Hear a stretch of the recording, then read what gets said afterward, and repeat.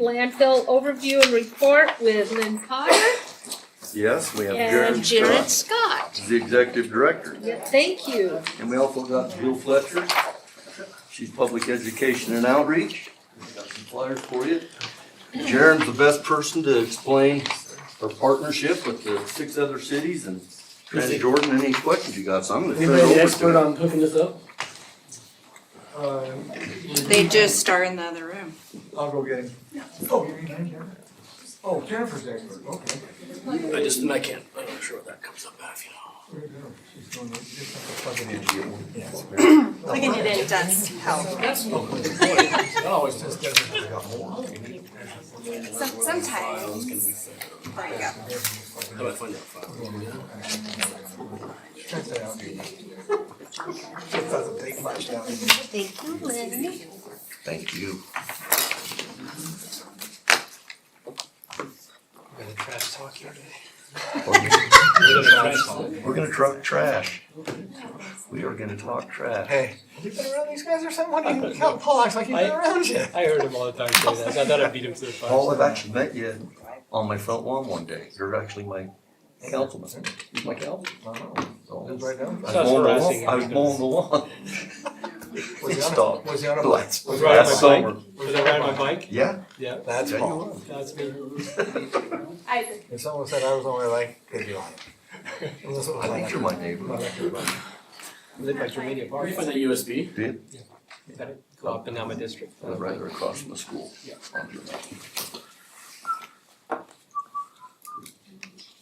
Thank you, Isaac.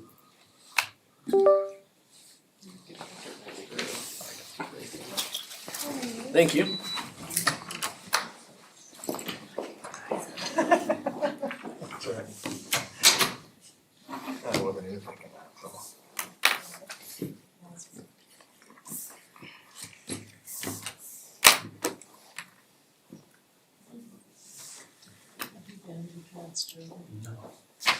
Okay, thank you. Appreciate being here. My name is Jared Scott. I'm the executive director at Trans-Jordan. I've been there for almost 8 years now. Just glad to be here and update you. Murray is one of our 7 owner cities. And really appreciate Lynn and Russ, been on the board and have supported us and done a great job, and all the support Murray gives us. And I'll talk about that. You're a special partner because of the power situation as well. As you know, we make 5 megawatts of power out there, and Murray City buys that power. So I'm I'm good, sorry. thank you. I'm I good. didn't even ask. Thank you. I'm fine. So, I've got a ton of stuff I can talk about, so I'm gonna kind of skip through this fairly quickly.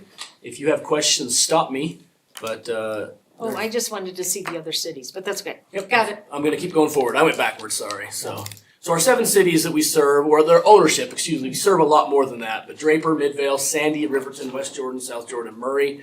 We also get all the waste from Harriman City, some waste from Taylorsville, a little bit from Kearns, Copperton, all the area in the south half of the county essentially. So we serve a little more than 500,000 residents, take care of their waste. Kind of a history there, just so you understand. The landfill's been out there since 1958. So it's been there a long time. Originally it was just Sandy in West Jordan. And then Murray joined in 1960, so you were the 3rd entity. And the interlocal was created there. We also get all the waste from excuse me. I can hear myself talking to myself. In 1968, Murray joined, and then 1996, South Jordan joined, 1997, Riverton and Draper, and then in 2016, we joined New Era and bought the future landfill down in Utah County, and I'll talk more about that. 2 boxes there at the bottom. In 2025, we'll be opening a transfer station in Sandy. That is currently under progress, about a $30 million facility that will be right next to the Sandy City Public Works off of 700 West, and that will serve your residents and your collection contract as well. So I'll talk about the benefits of that in just a minute. And then we'll have a second transfer station when the landfill is full in 2032, when we fill up the Trans-Jordan landfill and mothball that facility in South Jordan. Okay, so our commitment to our member cities, the big things for us are low rates, obviously saving money, environmental stewardship. We are one of the most advanced landfills, if not the most advanced landfill in the Western United States. Safety first, forward thinking, and long-term commitment. So we have 60 plus years, I could argue over 100 years of solid waste planning completed with the space we have for waste, as well as some of the recycling and transfer stations coming on board. Back on that. I will say one of the big benefits of membership in the facility or in Transjordan in the organization is that you pay $24 a ton for your waste disposal. That's a $15 discount over what the commercial comes in and pays for, which is $39 a ton. So all of our member cities enjoy a very significant savings in the millions of dollars year over year. We are a committed partner with our community. We use multiple solid waste management techniques. We're not just a landfill. The old term of, Transjordan's a dump is gone away, right? People come out. We spend on average about $6 million for a 5-year cell, engineering, designing, lining, and prepping, making sure that it's ready to go, take care of the leachate, the gas that comes off of it, all the digestion problems. So we have residential services, including our household hazardous waste recycling that I'll get into a little bit, our transfer stations, and then our last landfill gas to energy plants. We have one at Transjordan and one at Bayview as well. Those are a big part of what we do. We serve our customers from 7 a.m. to 6 p.m. year round. We pride ourselves on having a good facility. And on a busy Saturday, if you've been out there and waited in line, we apologize, but we do 2.5 transactions a minute on Saturdays. So we're moving, we're booking. And so it's really important for us to have another facility. We're going to be able to spread out our service to more customers, having the transfer station over in Sandy. That facility will have 5 scales, where our current facility serving all of our residents has only 3. So we're going to more than double the amount of scale and service opportunities we have for customers. We do have some automated scales that have just gone in. We did an R&D project, so our second scale at Transjordan does have this automated process.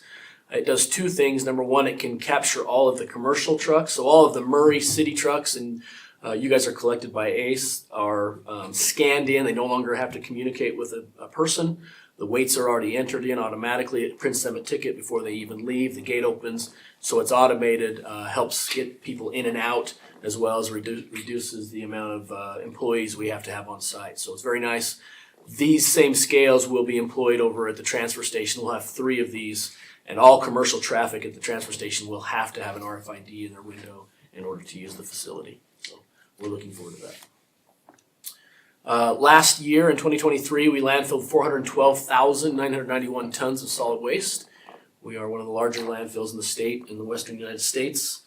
We pride ourselves on compaction techniques. That big machine you can see back there is a 836K compactor. We have 3 of those, and they cost just right under $1.5 million a piece. And we can get about 5 years of life out of them. So we work the guts out of them. They are running consistently 10, 11-hour days, and that's how you make your money. We sell airspace, essentially. The more waste we can fit, the better it is environmentally, the better it breaks down, the better we can plan, the less settling we have in the long run. Gives us more opportunities for solar panels and things like that at the end.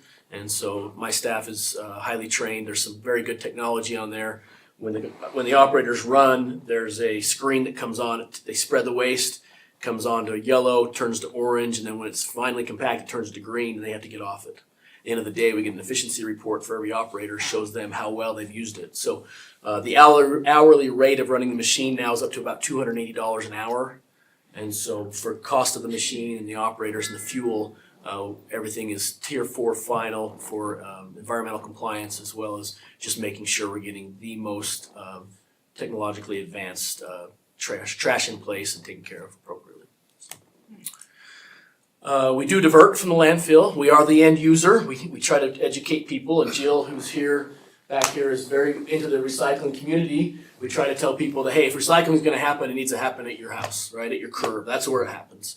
But we do our best to do what we can out there. We did recycle last year 739 tons of metal.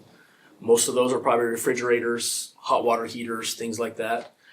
We did recycle 246 tons of hazardous waste, which is a lot. That all comes from residents. A lot of your residents use that program. Pesticides, herbicides, batteries, oil, paint, anything that shouldn't go in the landfill, we try to divert, and we encourage that. Paper and cardboard, we recycled 56 tons, 71 tons of tires, and 44 tons of batteries alone. So we really try to keep all that stuff out of the waste. We have 4.7 million tons of landfill space. That sounds like a lot, but if you've been out to the landfill, you can see we're filling up quickly. We have about 8 years of life left there. And after that's closed, we will button that up, put in another engine hopefully, produce another 1.5 to 1.8 megawatts of power, and we will environmentally manage that facility forever, essentially.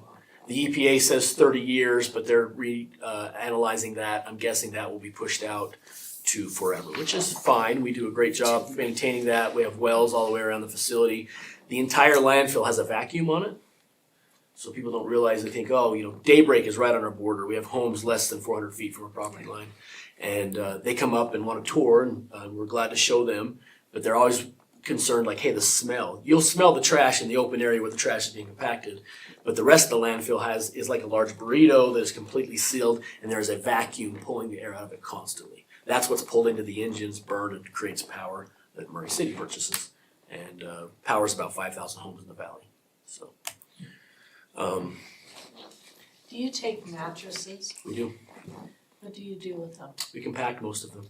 Oh, really? We spread them. We only take 3, try to take 3. We don't take any commercial loads of mattresses. We send those to the recyclers. We encourage people to take those to the recyclers. We've had agreements with some of the recyclers that have not panned out. There are 2 recycling entities in the state, and we try to educate. So when people call, we say it's best to go directly to that. But like a hotel or motel, we won't take loads of just mattresses. We just try to get them from the residents when they're like, hey, I'm wit's end, I don't know where to take this. We do take those. So we have a public convenience center. If you've been out there, that's the big concrete pad you can see there on the right. We have residential drop off, recycling. We transfer the waste so the residents don't have to go down to the landfill. That's where we divert the tires, take the refrigerators. We get the Freon removed. So the EPA requires that any appliance, anything that's ever had Freon in it has to be removed. So we charge $20. That cost is just a throughput. That goes right to the Freon removal company. And then what we do is take those and then recycle them. So that's a service where if the public has to do that themselves, they're charged between $60 and $120 to have somebody come to their home, take the Freon out. We really try to educate because people want to pull the Freon tubes and let that go into the atmosphere and then bring it to us and don't want to pay. We have to have that evacuated regardless of what state it's in. So we try to really educate and say, leave it alone. It's best if it's vacuumed out and removed. So that happens all up there on the PCC. The HHW program is actually a county program that we are a partner with them. Every ton that comes into the landfill, we take $1.85 to fund that program. So Salt Lake County, Transjordan, some of the other entities that haul waste out of the valley, they are charged $1.85 for this program. So it is no cost to residents. We do try to take the materials that are good and not unopened. We put them in a reuse shed. That material can be reused. We have a lot of customers that come out and take paint or unopened quarts of oil. There's no reason to be handling those things again. So it's a great program, and I'll get into it in just a minute. Where our transfer station is going to be the county's main HHW facility. It's brand new. If you've been down 7th West, that's that building out front. It's about 7,000 square feet. It's going to be a great facility for the county. Murray City usage. Murray City brought us 13,099 tons through your contract last year. That was 2,278 visits by the hauler, Ace, there.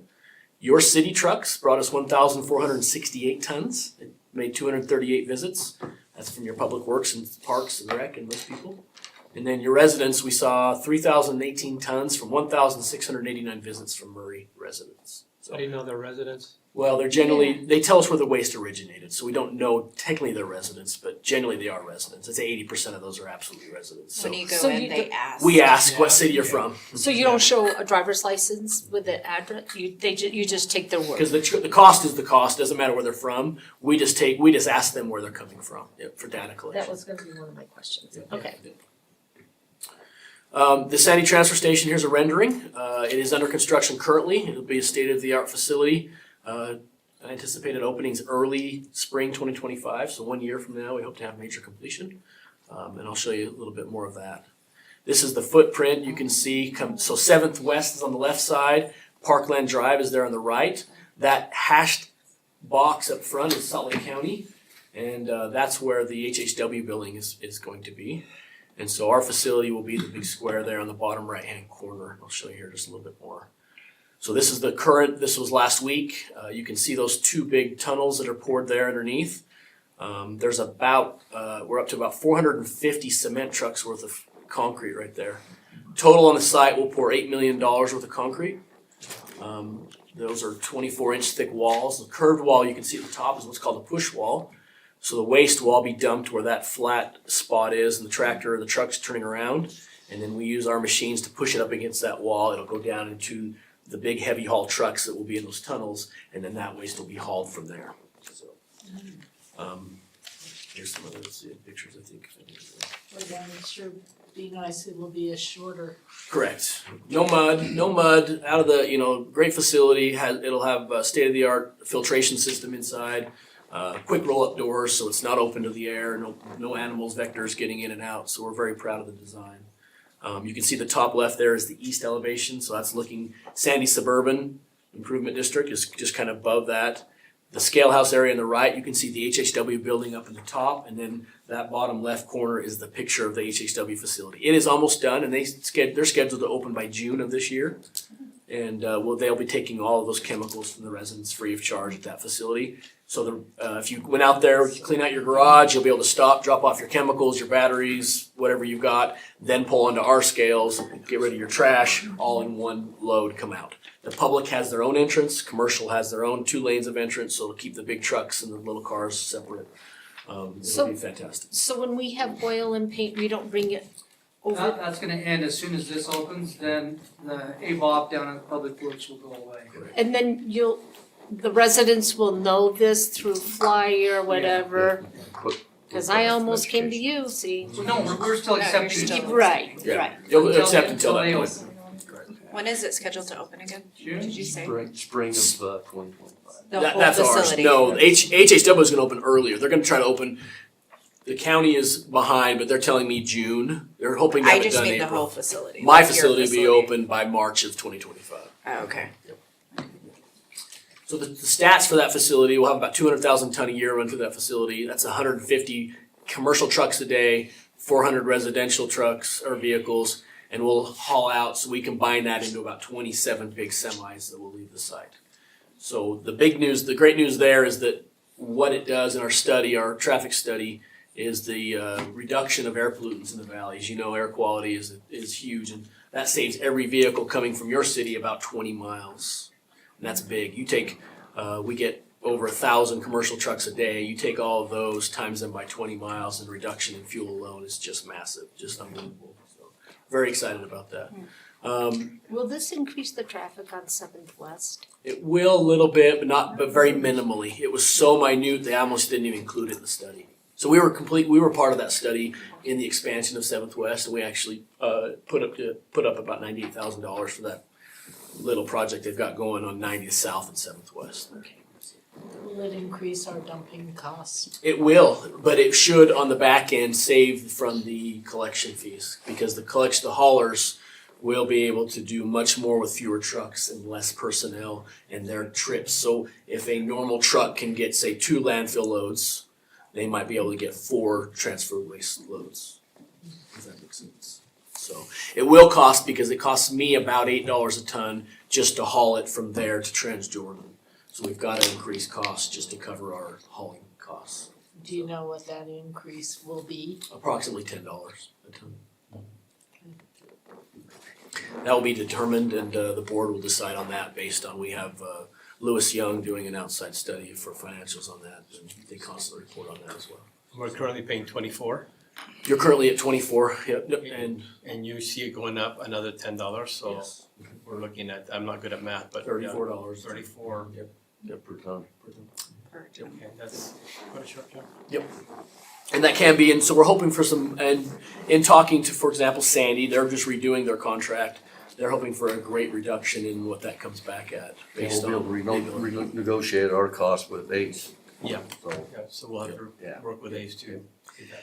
Yeah, there's a big savings there for the haulers. In fact, they are very excited to not have to drive into the landfill, all the mileage, wear and tear on the vehicles, that kind of stuff, So so. let's hope they don't see it as a great profit opportunity, right? Well, hopefully it's competitive, and so there's not, correct. Yep. There is a lot of competition up there right now, so. Thank you. So the benefits, as we're just talking right now, to the member cities, shorter distance for east side cities, result in better hauling rates. Waste split between 2 disposal locations result in quicker turnaround times. Next step in long-term plans for disposal process. Residential, it's a convenient location, like we talked about, 90th South and I-15. The east side residents from Murray to Draper will benefit greatly from this facility. We're gonna have West Jordan, South Jordan, Riverton, Harriman, they will all go directly to the landfill still. They won't use this facility, so. And on Saturdays, we're gonna close to the commercial, so it'll be residential only, so we'll open all 3 lanes to residents and really get the residents in and out. For commercial, it's a faster turnaround, obviously, they love to be in and out, their highest costs are their personnel, and being able to do more with less is always a bonus. And then have a closer disposal option, a lot less fuel wear and tear in their vehicles. So long-term, in 2017, we co-purchased the Bayview landfill. As you can see at that star, it's down in the southwest corner down by Goshen. It's a large facility. I'm on 180 acres at Transjordan, and you can see we've been there for over 60 years. This facility has over 800 acres, and it currently takes all the waste from Utah County. So South Utah Valley, there on the right-hand side, North Point, that's the north half of Utah County. All that waste goes down there. They landfill about 400,000 ton. Wasatch Integrated is an entity that is Davis County and Morgan County. And then Transjordan is us. That's the logo, the TJ there with the flame. Eventually that facility will accept more than 1 million tons a year. And they are $10.50 per ton. So this is a regional landfill, meaning the public is not welcome there. It must be a heavy haul truck. We can do it. We run that facility currently with 8 employees. That's why we can keep that rate so low. And only the big heavy haul trucks come in. And so that'll help us in the future as we haul, Transjordan is full, we haul the waste directly to this facility. That is the cheapest tipping fee in the entire United States currently. So there are some negotiated contracts that are a little bit lower, but as far as an advertised government subtitle D landfill, that is the cheapest that I'm aware of. Great benefit to us. So, life expectancy is over 60 years. It will serve 1 million residents, up to 2 million, depending on who decides to use that facility, and it's a neat facility. I currently serve on the board that runs that facility. We just barely put in our renewable natural gas system there, and it is up and operational. That picture is the flare. We have a partner down there called Pine Creek, and they're actually going to compress and clean the gas and put it into the Kern River pipeline. So instead of making power out of it in engines, they're actually going to put it in RNG, and they're actually selling it for slow fill stations for Amazon and some of these other big delivery companies that use natural gas vehicles. So there's the 2 transfer stations we talked about, primarily serving the east side from Sandy, the west side from South Jordan. This is what South Jordan transfer station, if you're kind of an aerial of what my facility is currently looking down, the square building is my administration and maintenance building. You can see the scale house. The future transfer station will be just to the south, all up against Highway 111. So that's what the future looks like there. Same stats, pretty much, kind of divided the waste in half. We truly don't know how it's going to be until we open and run, because people can choose and pick where they want to go. If they want to save some money and they're in West Jordan, they need to go to the landfill. It's going to be a little bit cheaper, so we don't have to haul that waste. Our green waste program, I don't know if you know that or not, but we closed our green waste. We had a catastrophic fire in September. It was slated to close in November, but we burned about $2.5 million worth of equipment. Took us and South Jordan Fire about 10 days to put it out. Green waste is very flammable. It composts and is hot. So we were slated to close that program down anyway, because the property where those windrows are has been sold. It was owned by South Valley Water Reclamation. It's on the corner of 118 and Highway 111. And they have sold that to a developer. And the Highway 111 will be going right to the middle of that property. So we no longer have a place to do it. Oh, wow, I was just gonna ask you. So we looked all I over the didn't realize valley it trying to burned. find it. There's not much money in green waste. The reason we did it for so long was because it was great diversion for space in the landfill. But property and then neighbor issues, we just couldn't find a place that it would work. The only curbside green waste program out there was West Jordan, and they've chose to put that waste into the landfill. I'll talk about some of the things with that coming up here. But we looked at all those alternatives. So putting green waste into the landfill has some benefits. People, I think, are a little hesitant with that, but for us, we don't operate a landfill necessarily. We operate an anaerobic digester. Green waste is great at making gas.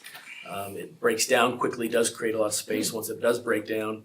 Additional benefits, that there's no emissions from those piles as they compost. Currently, those piles are just emitting into the atmosphere, into the solid valley. So that's all capped and closed and taken off of the piles there. So that'll be destroyed to the last landfill gas collection system. In Utah or no, on the, with It's Transjordan? actually in Transjordan and down at Bayview. If the waste gets into there, that facility is operated the same way. We'll put that energy to beneficial use. Yep. So there are some green waste programs out there, but they are private currently. So as you know, this is our landfill gas energy partner with EDL, and they make the power out of the landfill. We have 3 engines, and Murray Power is currently buying that. We are looking at putting in a 4th based on production. You're close, she's saying we're out of time. I'm out. I'm done. You're done. Are you? I mentioned we have Zipline drone that delivers all of IHC's medical out there on top. You've probably seen some yeah. articles on that, and some of the recycling updates. We have House Bill 107, education and outreach. We do a lot of that. We've visited a lot of your cities. That's actually Jill who visits your cities. Does a great job. Sees all your 3rd graders, and then that's it. Any questions for me? Awesome. No, you answered all mine. Thank you. Thank you. Appreciate Can we your get a partnership copy? Thank you. Can we get a copy of this? You bet. of this. Of your PowerPoint? Yes, I'll leave it here. So Oh, okay. Okay. Even better. there's a PDF and a PowerPoint on there. Okay. All right, so we're up Awesome. to Elvon. Thank you, guys. NeighborWorks. Thank you, guys. These are our 5-minute reports. So the next one will be Kim Sorensen, then Diane Turner, and then myself. Let's see, plug it in the correct way.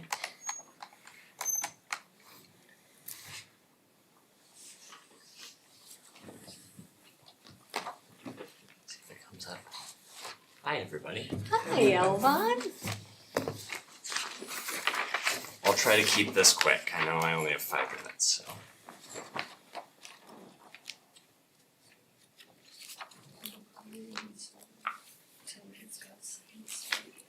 Nothing's working today, huh?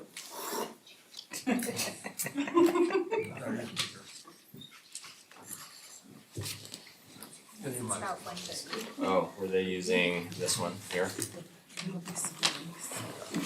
Trying to, that from here. I just pulled the H in mine.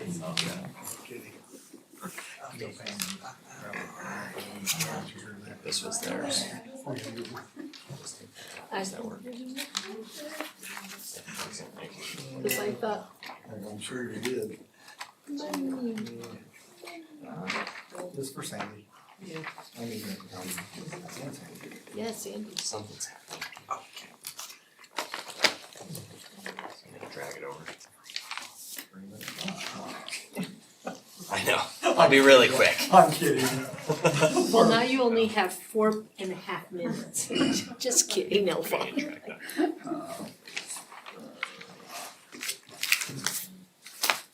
There we go. Perfect. Oh, NeighborWorks. Okay, so NeighborWorks. I'm gonna just be presenting a little bit on our partnership and what that's looked like. Started in 2010, 2009 Murray City conducted and adopted a housing study that identified some needs that we had. So we built this partnership with NeighborWorks Salt Lake to address those needs in 2010. And they opened the offices over in the Townsend House and also created the Murray Advisory Board.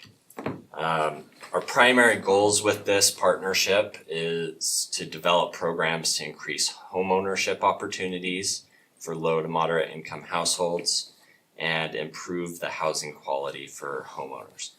And the funding for those programs come from our RDA for the low income housing set aside through those funds. So programs that are in NeighborWorks Salt Lake that they have that we utilize here in Murray City, there's funding programs, so the down payment assistance, as well as home improvement loans and grants. They develop new real estate assets, and they also have community service events like Paint Your Heart Out or Rake Your Heart Out. And then they also have education programs for residents as well to learn more about home ownership. In 2023, we worked with NeighborWorks Salt Lake to create the Murray City Employee Down Payment Assistance Program as a pilot. The RDA allocated $150,000 to that.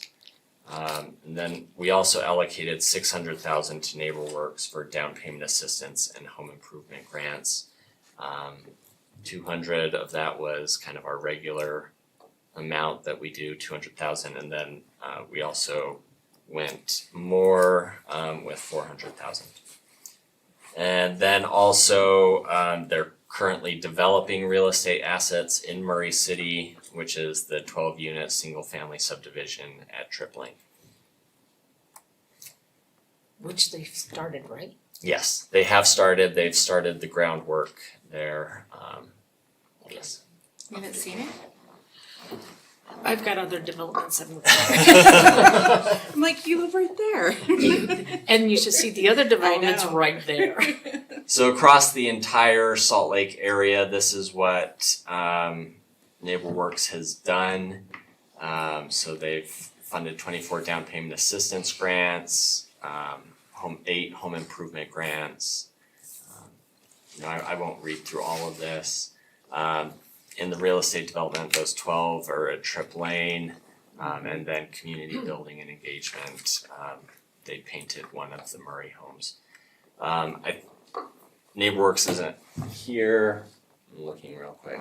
No, but they have said that they're going to be putting extra effort this year into the home improvement grants, spreading word throughout Murray City to our residents about how to utilize those grants, as well as having us more engaged in the community service events as well.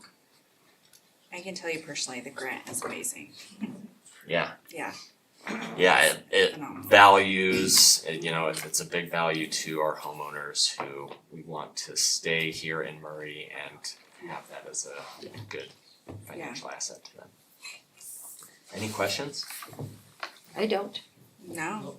Thanks. Okay, that was quick, right? Hey, yes. Okay. You made up time for us. Yeah. Now we're on to Jordan River Commission with So, Mr. Kim Sorensen. Hello. Hi. So I believe I can beat Elvon's time, but we'll see. So I'm here to report Jordan River Commission and for the 2 new council members, let me just give you a quick update or history of the Jordan River Commission. The Jordan River Commission was brought about in 2010, so about 14 years ago. Back in 2010, there were a number of organizations that were trying to regulate or plan the Jordan River Parkway, including recreational organizations, organizations focused on natural areas and maintaining a natural zone for migratory birds, water issues, and then funding issues. So there became a need for one organization to try and coordinate efforts along the Jordan River from the Utah Lake to Great Salt Lake, and it's done that.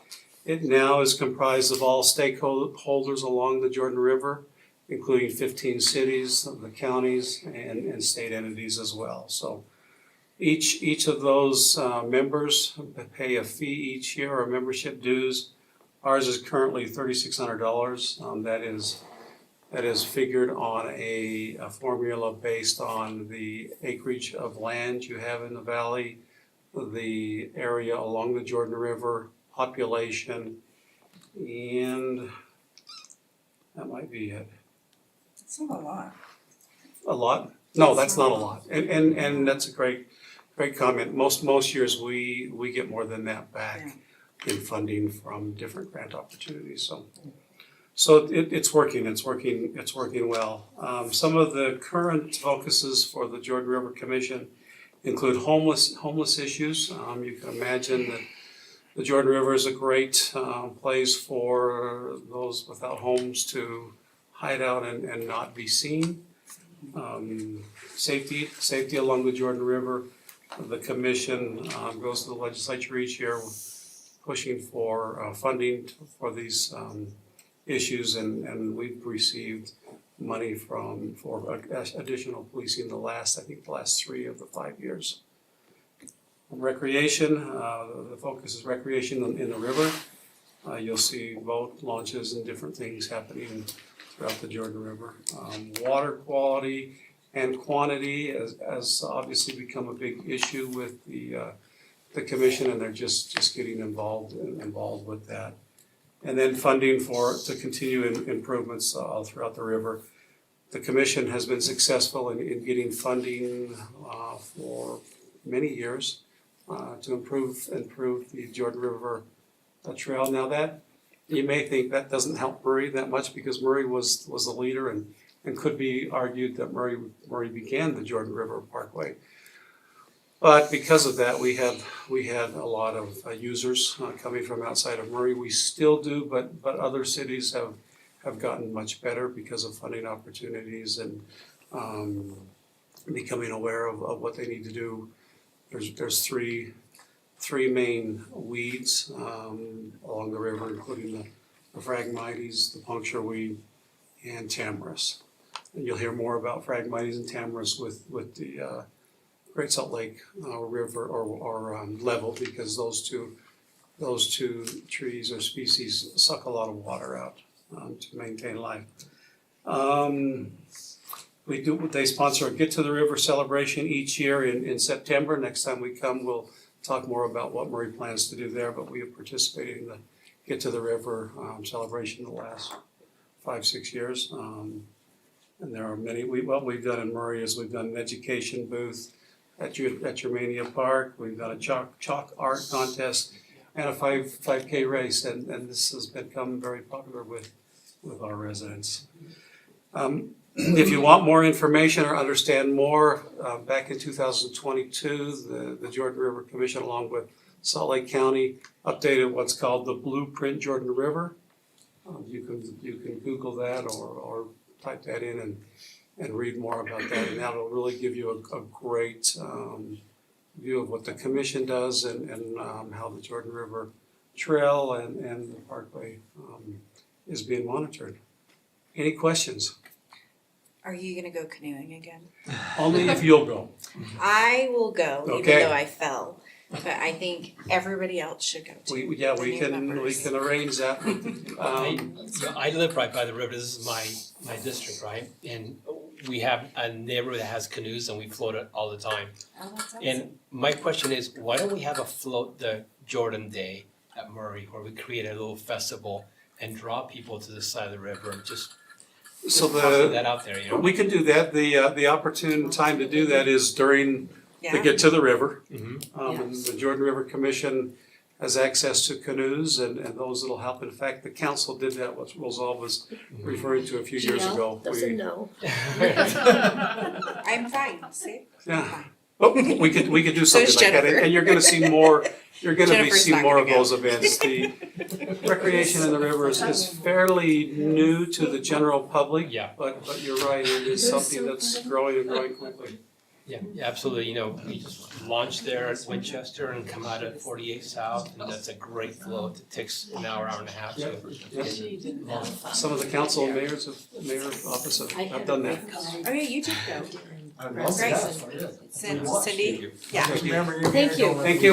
Okay, we are now on to Association of Municipal Councils, Councilwoman Diane Turner. All right, I don't have a lot. We've been on hiatus and just started back, and Jennifer attends with me, which is really helpful. We're going to start having the meetings at the council office, so that'll be nice, and it's the second Tuesday, from 12 till 1:30. It's called the Association of Municipal Council Members, and it consists of 18 cities. Council members represent from those 18 cities and 5 metro townships. And Salt Lake County provides support for us. They also provide whatever speakers we'd like, and it's a really good time for council members from different cities to interact, find out what's going on. We do a round robin and it's a good group. And it's interesting, and let's see, and I'm the chair this year, and so my focus is to get more involved. And we're gonna get them all here. Congratulations. Yay. Anyway, so it's a really good group and it's interesting and we always come away thinking, wow, we didn't know about that. So they do a good job and I'll have further reports when we get meeting and have topics. I think our next one is sheriffs, right? Is the county sheriff. She's gonna come and speak to us and so usually really good productive meetings. Thank you. Okay, so it's my turn, Legislative Policy Committee. Well, what can I say? Housing. That's all we talk about is housing. So I have several pages of notes. I am not gonna read any of the notes. The only thing that was really interesting was this yesterday was when they were talking about, I'm gonna have to have Doug remind me, modular homes. And I really like the idea of modular homes. And please correct me, but modular homes are what is in my district. It's on the corner of Winchester and, Winchester, 7th West, southwest corner are the modular homes. Very, very, very, very nice. So I support the modular home idea. They're in and out on several things, but what's really neat that the LPC committee, ULCT group, has now have videos of what they've talked about during the LPC meetings.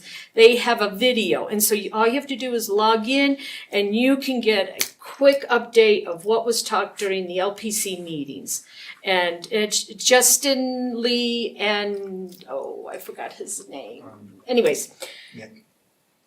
Is it Nick? Not Nick. No, anyways, Carson and Justin Lee, they talk about what they talked about during the LPC and some of the things that they're coming back with, and there's an action that we need to take. When it says action, we need to get a hold of the legislators immediately, which I've done a couple of times.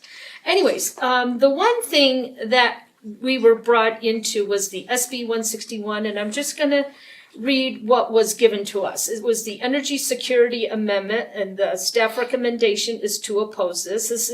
If an internal local project entity, Intermountain Power Agency, IPA, decides to decommission an electrical generation facility, they must first provide notice to the Public Service Commission, next determine fair market value of the facility and offer to sell the facility at a fair market value.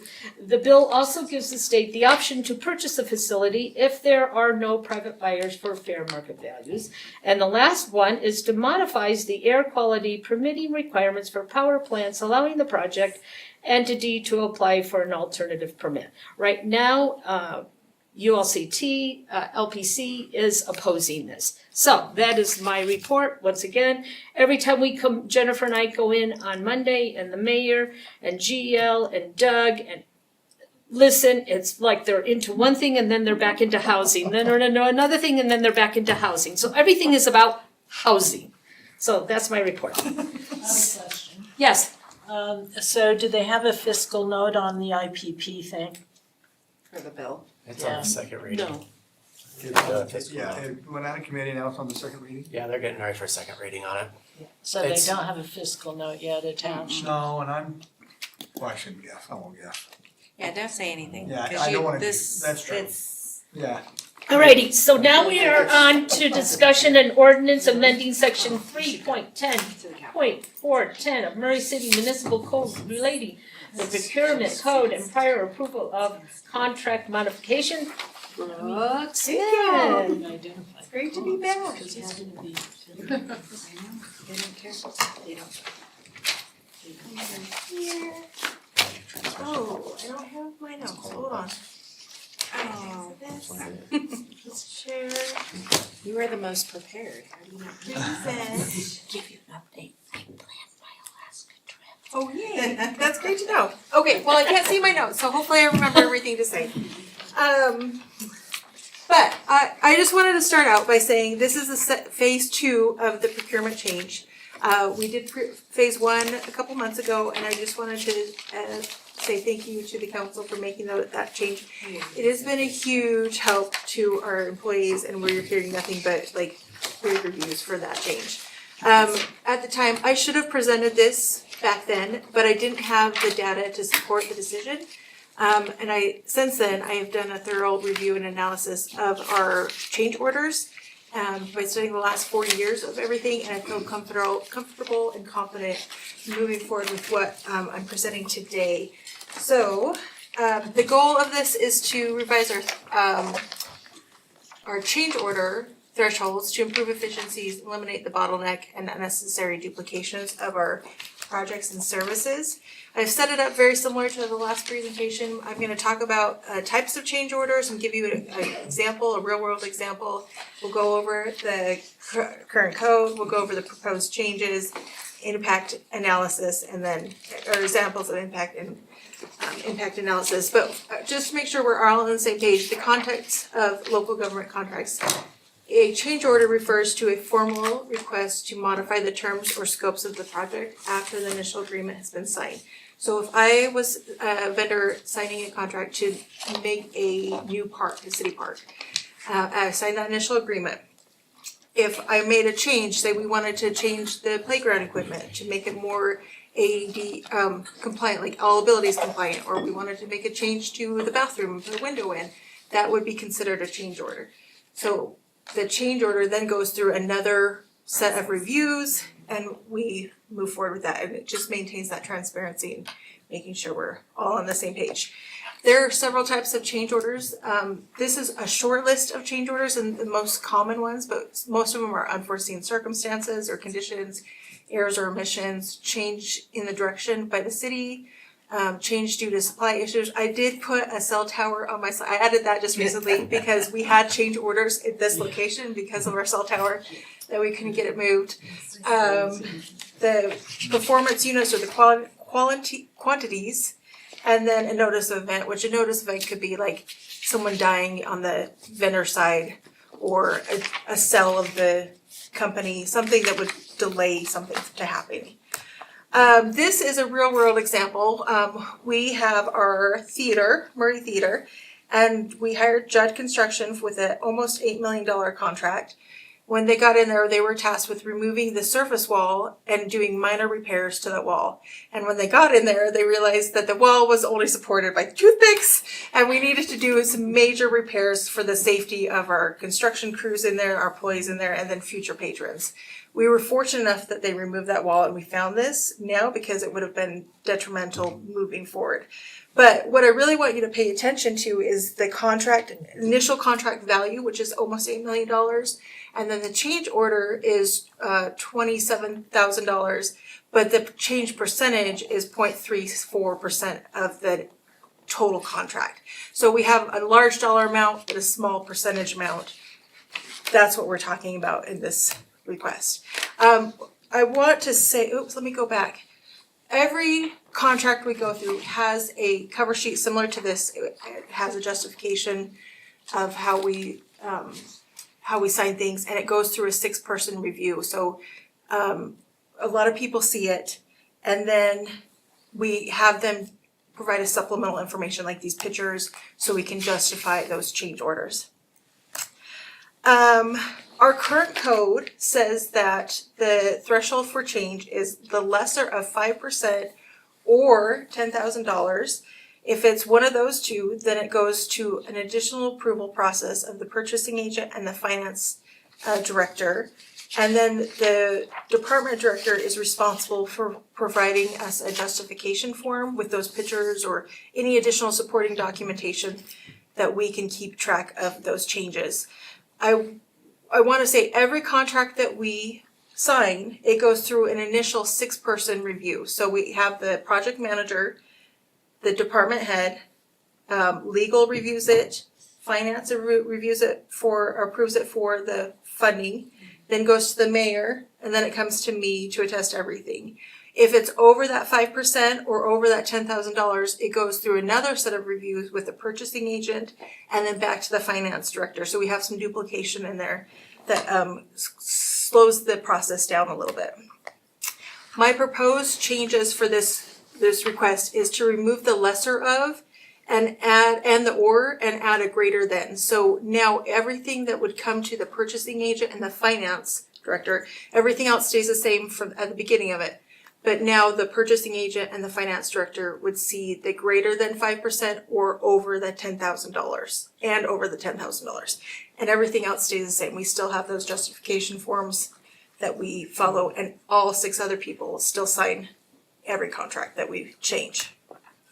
I'm a very visual person, so this is what it looks like in review. But right now, everything in green on this slide, it goes to Laura and the finance director for additional reviews. Right now, in our current code, my proposed change says anything over 5% and over $10,000 would still go to that secondary review. But anything under that would go to just the initial 6 people, if that makes sense. For just an analysis, I took some of our old change orders and did a little analysis of what it would mean. So here we have a contract that's $1.2 million. The initial change order was $14,000, which equals 1.35%. But because that change order is over that $10,000 threshold, this contract had to go to procurement and finance again for review. If we change the code, because it doesn't go over that 5% and that $10,000 mark, then it would skip that process and just stick with the 6 people. Same with the bottom 2 examples, the $652,000, because it's under that 5% but over that $10,000 amount. We would skip that if we changed the code. Same thing on this page. Here's another $500,000 project. We have low dollar thresholds. It's a little bit over the $10,000. The current code would require purchasing and finance to approve it in addition, and then future code would skip it because it doesn't meet that 5% threshold. And then on the reverse end, here's a smaller dollar contract, the $25,000. There's a $5,000 change, but that equates to 20%, so it goes through that review, additional review or duplicated review with a change because it doesn't meet that $10,000 threshold. We wouldn't have to go through that additional step. Impact analysis. So currently, I did some research on all of our purchasing change orders for the last 4 years, and right now I'm estimating that 30% of our change orders are in that threshold of less than 5 and under $10,000. So the 30% of that is just reviewed and signed by the initial 6, and 70% of that goes to our purchasing agent and finance again as duplicated work.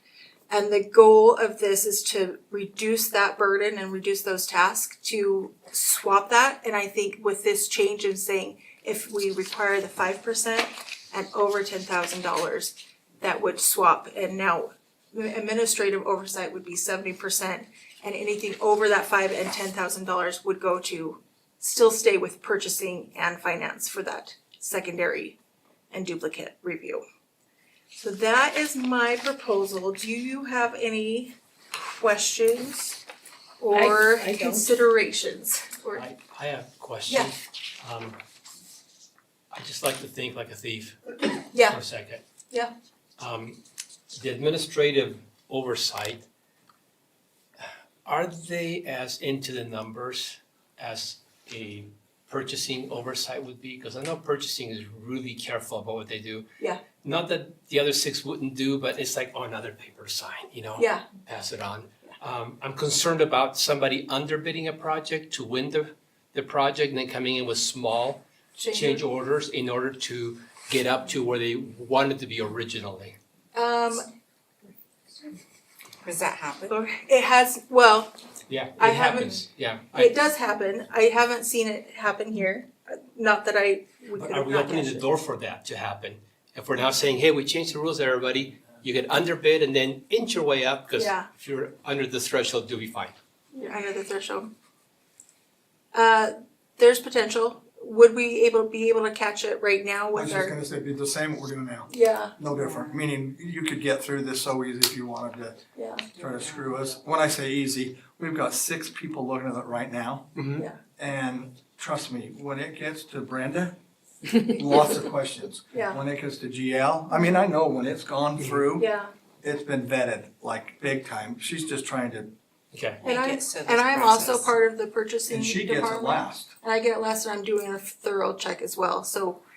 Okay. There is some purchasing oversight, but even though my role is more, okay, I just wanna Yeah. lay that concern on the table. Yeah. I've worked with that purchasing part before, it's and a I've valid seen concern, yeah, contractors do that. Absolutely. yeah, Oh, I'm sure they've done that. Yeah. I personally have looked, the ones I've looked at, and I go over it pretty good. yeah, I'm not seeing that. That doesn't mean it can't happen. Okay. It can Okay. happen. I mean, I've Right. had to have the Cypress Credit Union when I worked there.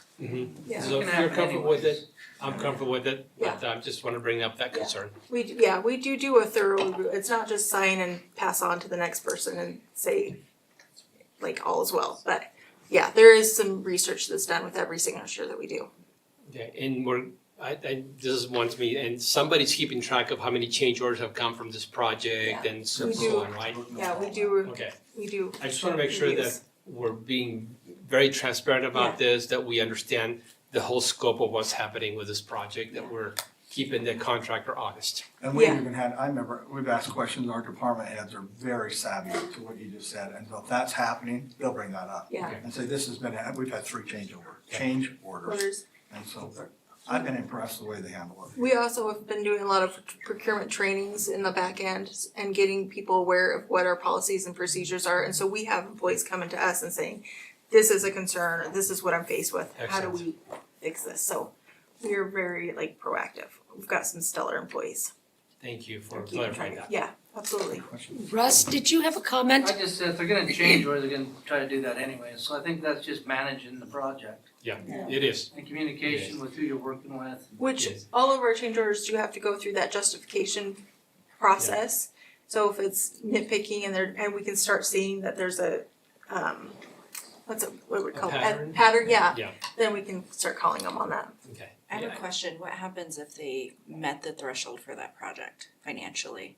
Then we go to a finance budget opening. I asked the same question just the other day. Yeah, no, so, Yeah. okay, So so it can be. sometimes we don't get the budget openings until after the fact. Yeah, So, They borrow from other projects. Oh, so they if borrow it- from other If it gets to a departments. certain point, there's a project that will not happen because this project happened.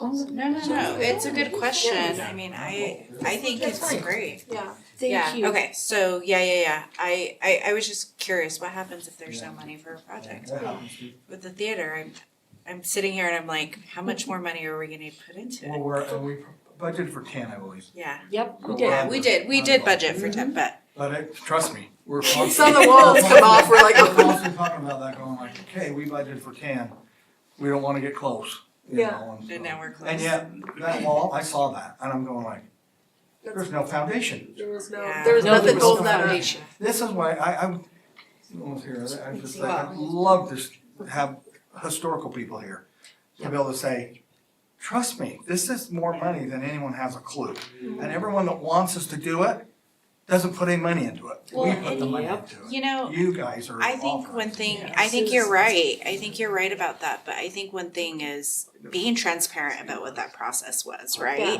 Yeah. And like saying, look, this is where we were financially at this stage, this is where we were financially at this stage, and this is where it had to change. Yeah, Because sometimes, I mean, I've had to explain that, yeah. I mean, I live in a 100-year-old house. Mm-hmm. You know, I know what that financial cost and that burden is, but for a citywide, to say like, we should financially foot this Support that. bill and support this I love Yeah, that no Brooke matter brought this what. forward, because I love, like you said, transparency, and when we all get to hear that, especially you five that are making the financial decisions, it's kind of, in my opinion, for you to have this information gives you power. Yeah. So where someone comes to you and says, hey, why aren't we doing another building?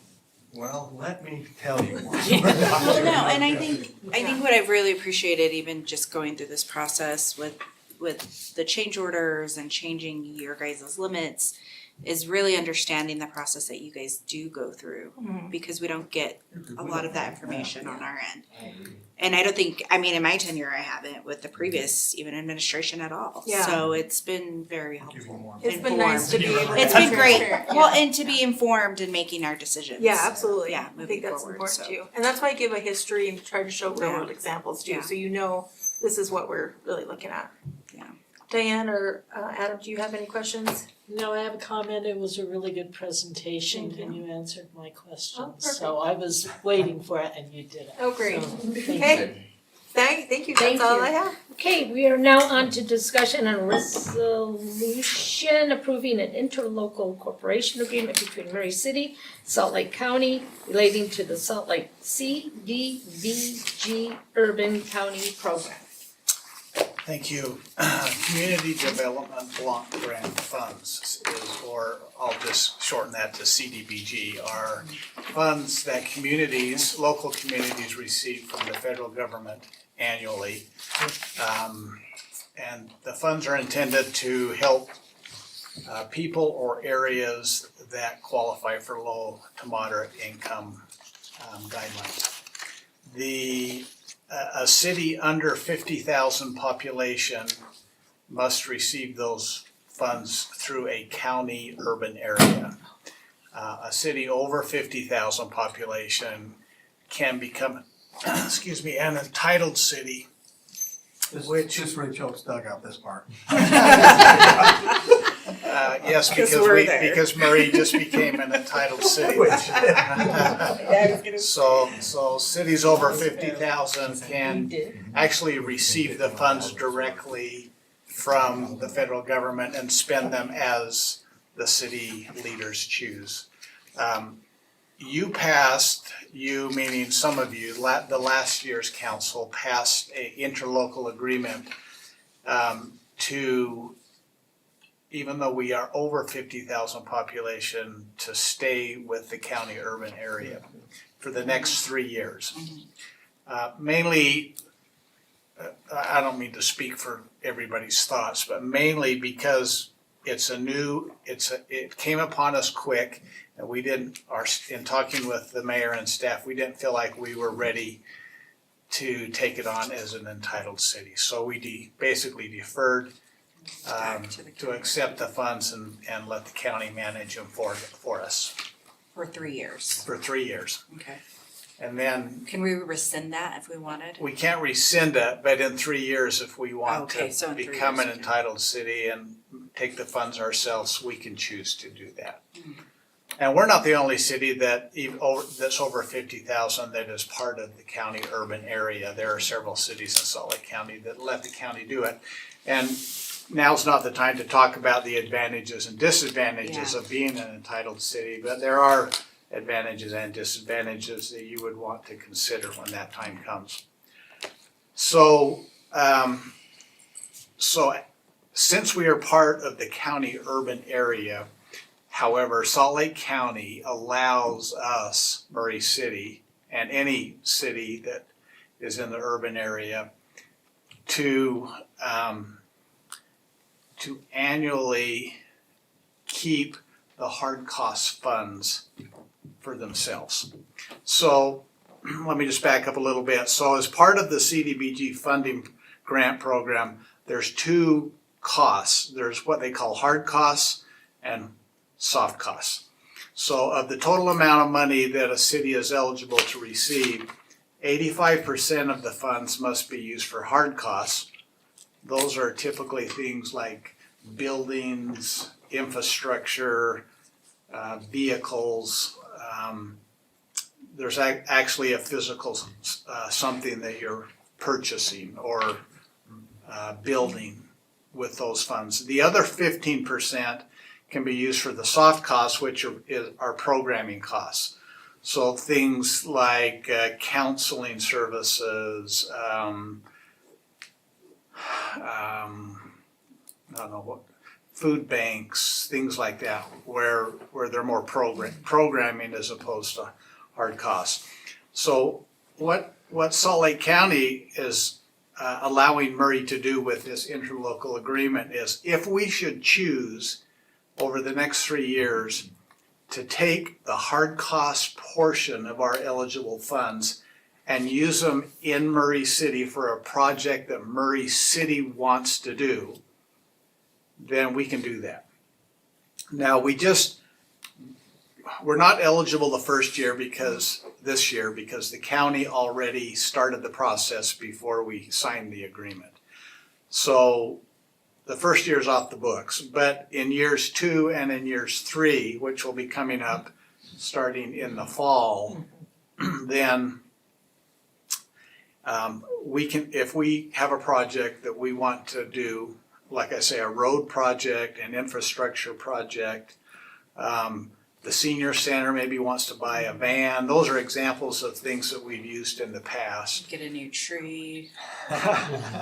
Again, it has to benefit low to moderate areas, so they can't be used anywhere in the city, but if we have like a Title I area or a Title I school or whatever, it can be used in those areas. Then we can ask the county to send those funds directly to us. And then we would have to work with staff and you as a council to budget those funds to be used for that process. So we think this is a good idea. It does allow us to control. This year, for example, if we would have elected to do that, we would have received about $140,000 that could be used for a hard cost project.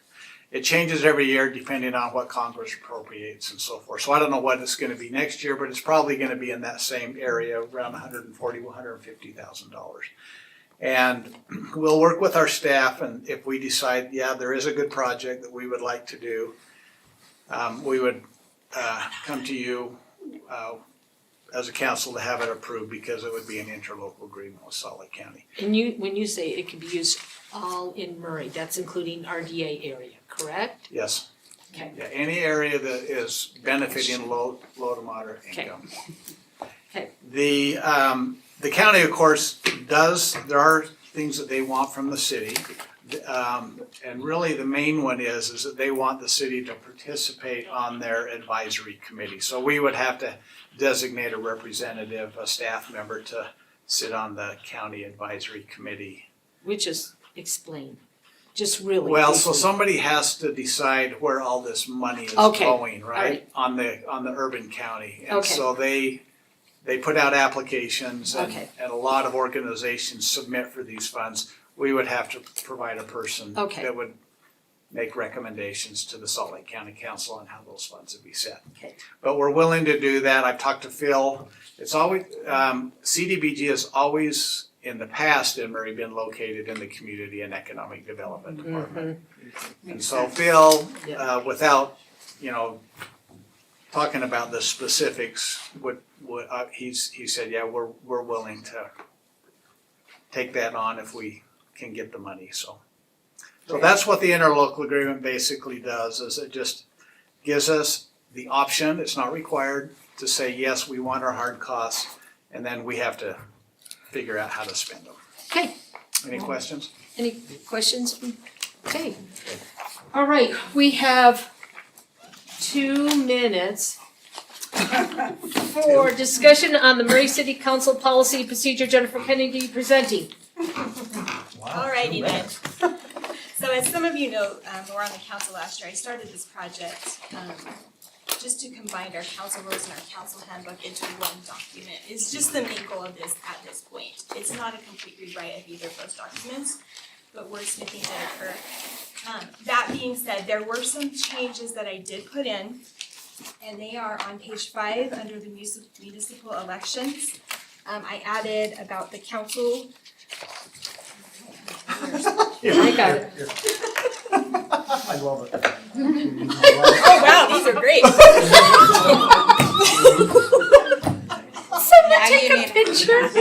So under the municipal elections There's on a page video. 5, I did add a section about council staff during elections, and this is just, it basically says that our staff is neutral during an election, and that we kind of like it that way, which is better. The other thing I added was communicating with the media. We didn't have anything in our previous rules about that. I had a note on that. Could that also include, like any, oh my gosh, press releases that the chair and the vice chair Yeah, should approve? if that's not in there, it should be. It's not But in the there. chair and vice chair should be reviewing press releases when possible. Yeah, Sometimes you guys are under the gun for those, but I think when possible, they should. well, I think it's easy to send a text to say, hey, Yeah, can you review this press release? It needs to go out ASAP. I mean, that seems very, we get updates and texts all the time. Yeah, keep to that. Yep, 11. And the last thing I added was page 33 about risk assessment. It just basically, and this is to help Brenda out, it basically says you guys take the state auditor's training Oh, yes. in January following the election year. And that's what I added.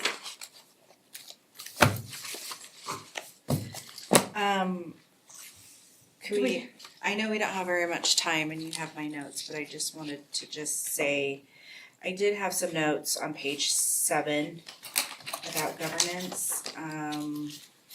When we do request for council initiatives, that we, under council initiatives, conduct research, but may ask council staff or director for assistance. If we could include that, wasn't clarified. I just don't wanna get to a situation where we ask for research and we can't do that.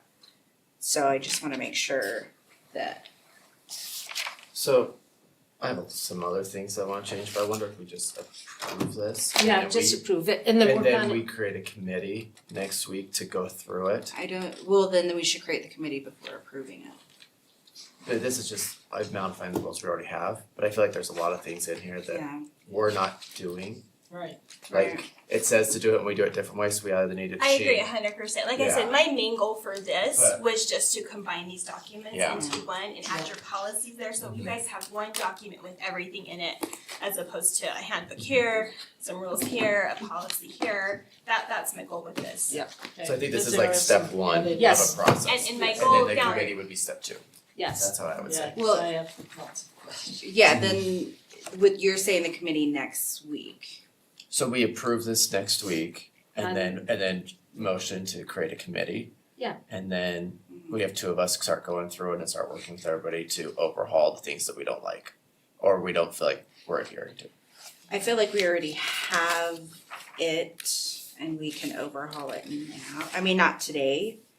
I think we should do the committee first before we approve it completely. We're just combining, we're just taking this, cause I have 2. And we're Yeah, just but combining once- the 2, and I have it in here also, sorry. Well, I now we also have it all in But here. now we have it in one, which I'm saying, It's not in one. It's not in It's all in one. separate well, we have an example of it in one. And what I'm saying is if we approve it now, then those then become our rules, Which are already your rules. which are already our rules, Right. yes. But there's some wordsmithing and some things that are left out that weren't in before. So, Some things that need to be Yeah. identified that we don't do and yeah, determine if we really should be doing because them. we don't do the, right now, we don't fill out this form. What form is that? Well, The- that was the Oh, form that I was initiative request form. requested to put by you guys. That was a Right, request but we from you don't, guys. but what I'm saying is there's some things that we don't do at all. That if by combining them and approving, saying we approve them, then we are now required to do. Which I would like you to do that form. Right. No, so what I'm saying is if we say, yes, we're gonna approve it next week and then just do a committee. Yeah. Then we're now doing what's, But these are all the rules we're supposed to be adhering to, so we're still in the same predicament either way, approve or don't approve. I'm saying we should do the committee first before we approve. But I'm saying committee first, committee second, we're in the same situation where we're not following our rules. And all you want is just to have them combined.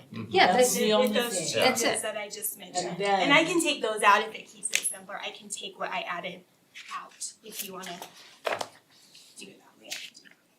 Yeah, I, Okay, that might be the best thing actually, and then we'll just go over it. And- My intent was always to work with you guys throughout this year on revamping these. yeah, I just wanted to get it all combined into one document before we did that.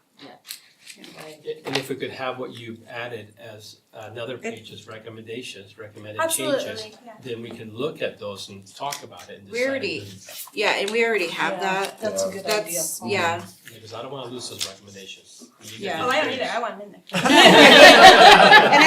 And I'm saying the recommendations aren't, I mean, you saw my notes, they're not like grand or anything, but it's just, to say like we're using some of this, we're not using some of it.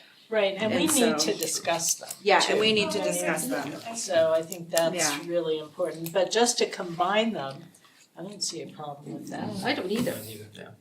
Yes. Okay. Alrighty, so, we're okay with that? So, I lost my paper, but anyways, if there's no other business, which I don't think there is. Do you wanna start council 5 minutes? Yeah, we'll start at 6:35. Council. Oh, we are adjourned. If there's no other business, we are adjourned. Okay.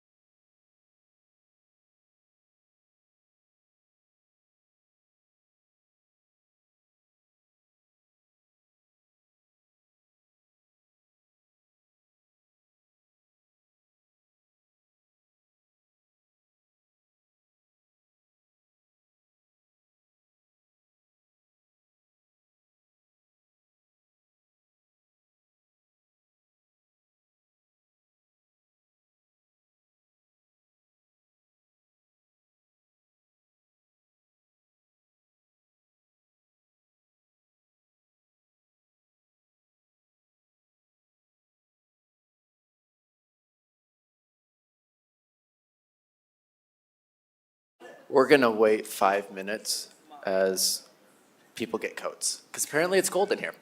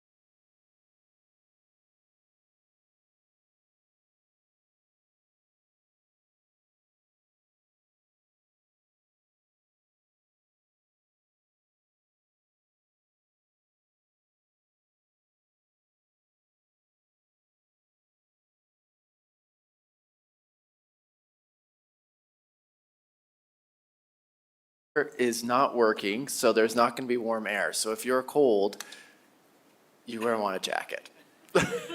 Get your jacket on. It's not changing in here. I'm sorry. If you have complaints with that, the mayor is up for re-election in 2 years.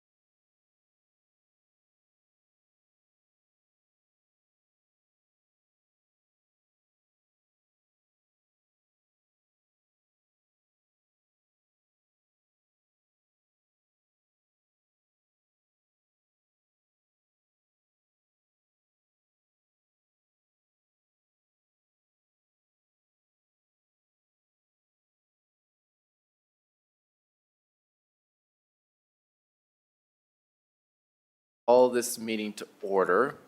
I am Adam Hawk, District 5. Sitting on the stand, we have the entire council, as well as Brooke Smith, our recorder, Mayor Brett Hales, and GL Critchfield, and Jennifer Kennedy, our executive director. We're going to begin with the Pledge of Allegiance, and Bob Van Bibber will lead us with that.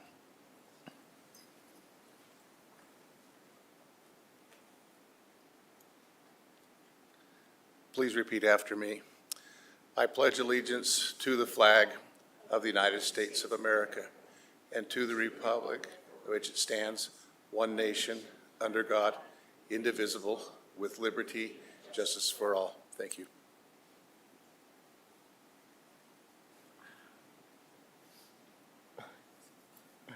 So our first matter of business today is approval of minutes for January 2nd, 2024. Do I have any comments or a motion? I will make a motion to approve the minutes of January 2nd, 2024. I will second them.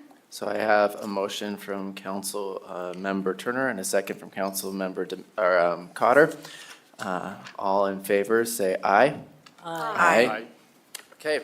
Next thing is citizens' comments. So we invite citizens to come up to the microphone. You have 3 minutes. State your name and city of residence and fill out the required form from Patty.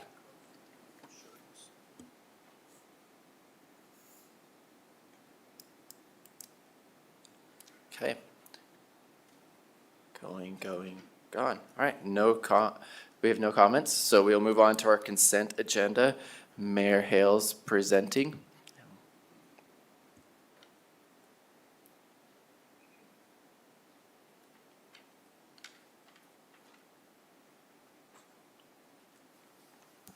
My goodness, I am wimpy when it's cold, so sorry about that. So thanks for allowing us to bring these appointments to you, and I believe we have a lot of them here today, so we'll just move on. We ask that the council approve these confirmations. First one, appointment of Bob Van Bibber to the Public Safety Advisory Board. And would you please stand when I read your name? Thank you, Bob. Let's see, to the Public Safety Advisory Board for a term from February 2024 to January 2025. Also, David Christensen. Would you please stand? Thank you for being here, David. Consider confirmation of the mayor's appointment of David Christensen to the History Advisory Board for a term from January 2024 to January 2027. Also, Mehdi. Hi, Mehdi. Consider a confirmation of the mayor's appointment of Mehdi Tahiri to the Ethics Commission for a term from February 2024 to February 2027. Dan Fazzini. Thought I saw him here too. Okay. So we'll consider confirmation of the mayor's reappointment of Dan Fazzini to the Ethics Commission for a term of July 7, 2023 to July 7, 2026. And then I saw Dwayne. Where is this? Thanks, Dwayne. Consider a confirmation of the mayor's reappointment of Dwayne Jess to the Ethics Commission for a term from July 7, 2023 to July 7, 2026. And then Dustin, I didn't think I saw Dustin. I don't see Dustin. Okay. Consider confirmation of the mayor's reappointment of Dustin Matsumori to the Ethics Commission for a term from February 2023 to January 2026. And that's it. Any comments? Questions? No. I will, if none, I will take them as a motion as an entire consent agenda. All right, I will make a motion to adopt the consent agenda as discussed by the mayor. Thanks. I second it. So I have a motion from Councilmember Turner and a second by Councilmember Cotter. Brooke? Mr. Pickett? Aye. Ms. Cotter? Aye. Ms. Dominguez? Aye. Ms. Turner? Aye. Mr. Hawk? Aye. Thank you so much, and just a big thank you to all our, those that serve. Thank you again. It was an honor to meet with you, and we appreciate you very much. So thank you for coming, and this city would not run without you, so thank you. Thank you to everybody who serves in Mayor Hales. We'll now move on to our public hearing. Our first matter is to consider an ordinance amending section 17.152.020 and 17.152.030, the MG zoning district, to allow land use number 6600 as permitted, as a permitted use instead of a conditional use. Zach Smallwood presenting. Hello, everybody. Nice to see you tonight. So yeah, this is a request from the Planning Division staff to change the land use ordinance in our manufacturing zone from, for contract construction services from a conditional use to a permitted use. Largely, this is going to affect the areas highlighted in yellow, which is our MG zone. Not largely, it is only going to affect those highlighted in yellow, except there's a tiny little one, which is the school district property that is still kind of right there that I didn't highlight because I didn't see it until it was up on this gargantuan screen. So reason for this is that largely the planning staff believes that there is less of an impact from a contractor use than from other permitted uses in the MG zone. Largely, you have your manufacturing uses like cabinet manufacturing and also furniture manufacturing. A lot of heavy materials and chemicals can be used in these zoning districts. So we felt like that the contractor use is less of an impact in this area than those permitted uses. Also, contractors, by and large, are allowed, permitted in almost every other zone in the city. Well, sometimes just with like an office, these guys would be allowed to store material outside, but that's not anything very different than any other use in the MG zone. So we have recommended them with these findings located up here. So supports the goals and objectives of the general plan. It's consistent with the manufacturing zone, and we've carefully considered it, and allow for businesses to have an easier time moving into the city as well. So with that, the Planning Commission did review this and voted unanimously to move forward with it. So the staff and the Planning Commission recommend that the City Council approve the text amendment to sections, not those, sections 17.152.020 and 17.152.030, as reviewed in the staff report. Questions for me at this point? No, because you basically answered it during the committee of the whole. Awesome. So what I understand is that you just took it off the conditional use, and you're going to put it on the use classification So as permitted uses. as permitted Yep. use. Yep, there are two tables. One's a permitted, one's conditional. Yep. And if it's not listed in either of those, it's not allowed. So Okay. we're just taking it from being reviewed, every application for a contractor to be reviewed at the Planning Commission and allowing them to proceed pretty much to either a building permit or a business license. Do we have anybody who's wanting this right now?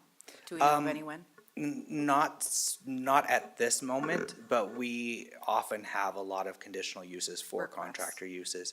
At least, I'd say at least half a dozen a year, that we're processing, where they could just end up doing this somewhere else and just go right into their business. Can delay them, significantly. Well, I say significantly, 3 to 6 weeks it can sometimes take just to get your business up and running in Murray. This will eliminate at least that 3 to 6 week time frame. Thank you, Zach. Yeah. Any other questions? Okay, Okay. thanks, Zach. Thank Then you. I'll open this up for public comment. If you have any comments, please limit them to 3 minutes. Step to the microphone, state your name, and then fill out the required form that Patty has.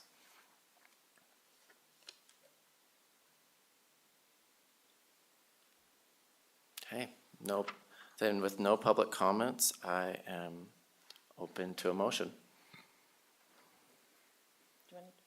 I make a motion to the ordinance amending section 17.152.020 and 17.152.030 M-G zoning district to allow land use number 6600 contract construction services as a permitted use instead of a conditional use.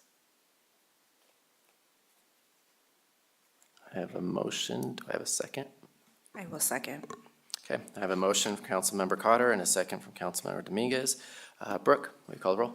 Mr. Pickett? Aye. Ms. Cotter? Aye. Ms. Dominguez? Aye. Ms. Turner? Mr. Hawk? Aye. So our second public hearing is to consider an ordinance amending the city's fiscal year 2023 to 2024 budget. Brenda Moore presenting. Thank you, council, for having me here and for considering our second budget amendment of the year. It's not the last, but the second. This budget opening, as we have discussed in the committee at whole, receives and allocates several grants and reimbursements, the biggest of which is for the reimbursement from the California and I think it was Idaho fires that we went to, so that we can use those funds to pay for the overtime and various things that happen when that happens. And then new projects or needs that have increased since the start of the year. All of these are being paid for, all the new projects, most of them are being paid through interest earnings.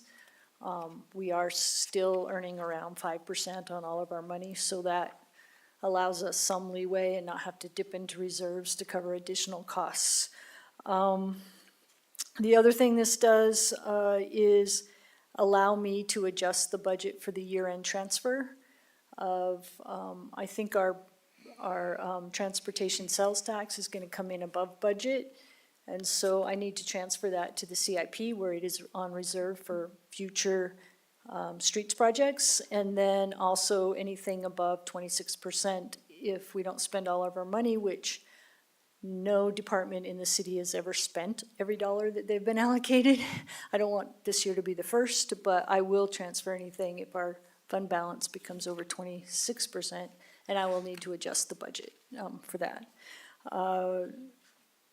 I think we went over all of the details of this. Does anybody have any questions? Do you want me to go back over all of the line items? Okay. Everybody good? Okay, thanks Brenda. Then I'll open this up to public comments. 3 minutes, step to the microphone, state your name, city of residence, and fill out the form with Patty.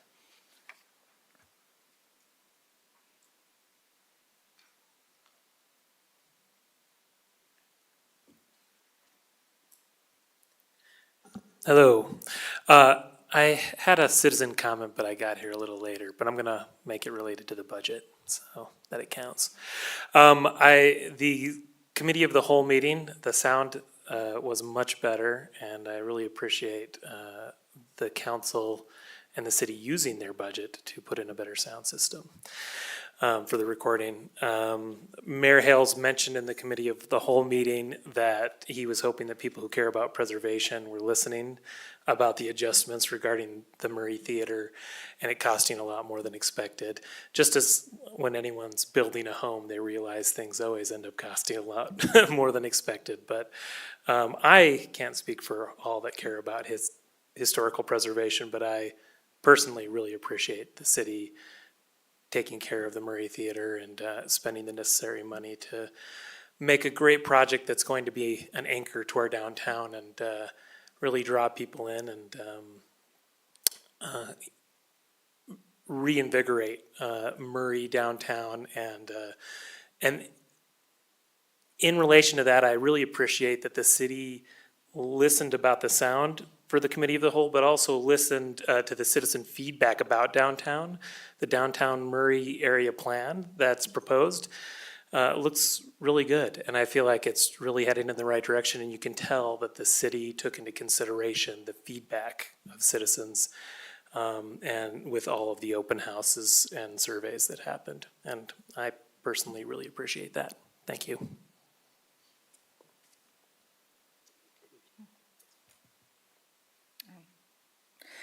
Okay, oh, sorry, I'll wait. I'll close the public comment. I was about to close it for you. So with that, any discussion or I'll entertain a motion? Discussion? I closed. Yeah, No, I have no discussion. okay, then I'll entertain a motion. Okay, I move that we consider an ordinance amending the city's fiscal year 2023-2024 budget. I second. I have a motion from Councilmember Dominguez and a second from Councilmember Pickett. Brooke, will you call the roll? Mr. Pickett? Aye. Ms. Cotter? Aye. Ms. Dominguez? Aye. Ms. Turner? Aye. Mr. Hawk? Aye. Okay, that concludes our public hearings. We're now on to the mayor's report. Thanks, Adam. And Clark, thanks for your comment, because I'm glad that that worked, because I wasn't 100% sure that, so it came across pretty good. Well, Jennifer warned us before, and if you're going to say anything, they're going to hear you. So we're glad that it works, so thank you. The only thing I'm here to report on is the two parks that we took over from the county last year. Riverview is being worked on as we speak, and Kim I don't have my notes in front of me. Did you say that that should be done this spring? So Riverview, the playground's being worked on right now. Yeah, they want you to come up, if you will. I'll talk about Woodstock Meadows also on the east side, but go ahead and, thanks, Kim, for coming up. So Riverview Park, the playground has been removed and a new one is being installed and will be in next couple weeks. We won't be able to do the pour-in-place surface until the weather warms. We've also ordered lights. The area lights were not working at Riverview. And we're working on lights for the tennis court, which will become 6 pickleball courts. That's all planned to happen before the summertime. And at Woodstock, we've ordered the playground, which will be here and installed probably May. Thanks, Kim. So kind of exciting news that, as Pam said, we're bringing them up to our standards. Anyway, and so it's great. And I may comment just a little bit what Clark said about the historic. Yeah, we love what we're doing with our mansion and the armory and the theater, but it's expensive. It's very, very expensive. Like you said, like a house, sometimes you it usually isn't $2 million on a home, but it can be, I guess. Rosalba knows she's in a historic home, so it can be expensive. But anyway, we're thrilled to do it, and we're excited to see the results, and we're hoping that, you really never, like I said, you can't say when for sure, but Kim has said, I'll quit my job if this doesn't, no, he didn't say that, but it'll be, we're thinking in the fall, so probably around October, November, that hopefully almost all of them are completed, and like, we've done that before, but sometimes it takes a little longer, but that's what we're hoping for, so that's my report. Thank you, Mr. Mayor. Then I will take a motion to adjourn. I make a motion to adjourn. All those in favor, say aye. Aye. Aye. And we are adjourned.